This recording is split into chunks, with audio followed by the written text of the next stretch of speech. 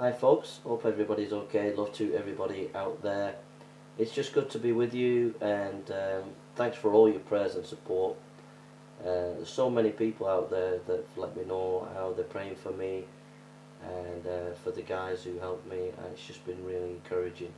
So thank you so much for all your encouragement and support. The missionaries from Holland have gone home. Today I dropped him off at the airport, and we had a fantastic three or 4 days, really good. One person got saved, so many people were coming to the table.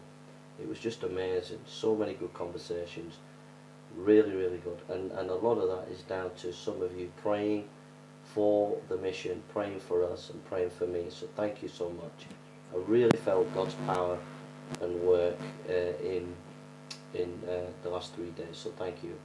The other thing as well, I want to thank, there's been quite a few people, an ex-Muslim, a professional boxer, and a few other people that have come forward and volunteered and want to come down to Hyde Park. So I'm really thrilled about that, I'm really encouraged about that. So it looks like we're going to have a good team to go down next time we go. I'm thinking of going down mid-July. So put that in your diary, maybe the 2nd to 3rd week in July, if you could write it down. I'll announce it next week sometime. So we'll be going down, and it looks like we could be having a really big team. So pray about it and think about it. Alright.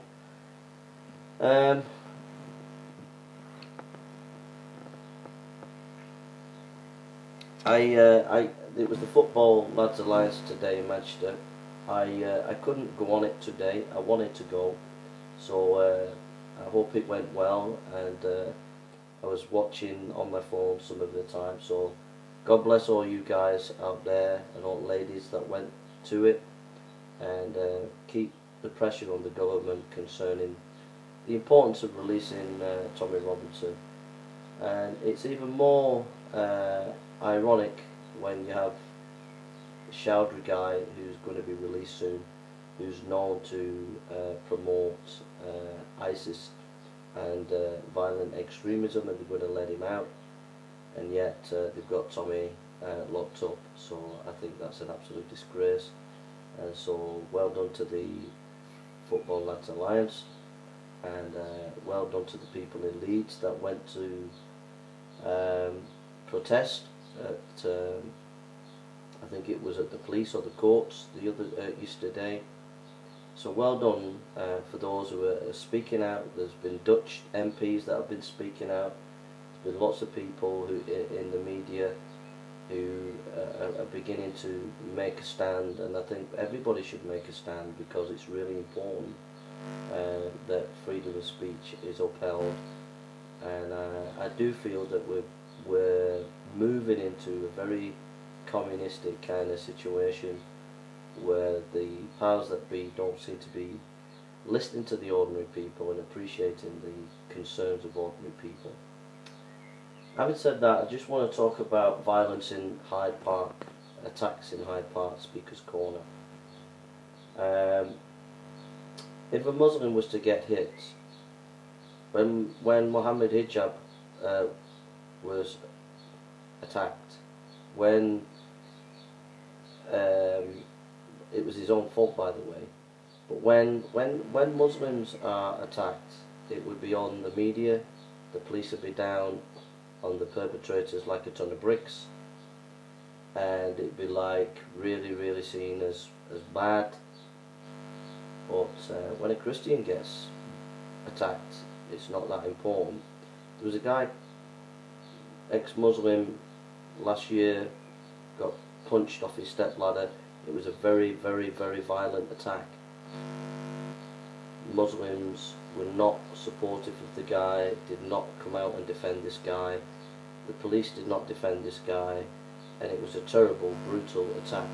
There was a guy a couple of weeks ago got punched brutally in the jaw by a Muslim. Nobody, the police, no Muslim, nobody really standing up for that guy's rights. when Omar hit a police officer in the face. Nothing was done on behalf of that police officer. So even we saw a Muslim chase roadrunner, the Shia, around the Hyde Park. That was like threatening violence. And then recently we've had verbal abuse to Hatum, horrible abuse that was given, and the video's gone viral. But I was attacked. I was attacked. I was attacked. And nobody, no Muslims are standing up for my rights. No police are standing up for my rights. And very few people are standing up for my rights. And I think it's disgusting that people can excuse violence. So there are trolls out there, silly trolls who've got soccer accounts, that are going on a video where I got punched. Now it goes like that. It goes like that with his hand, right? But it was a punch, because when I felt the full force on my chest. It was not just a push. He went like that. His hand was like that, but he went like that, and he went really, really hard in my chest, and it hurt me, and it was painful. And he did it with all his force that he could muster.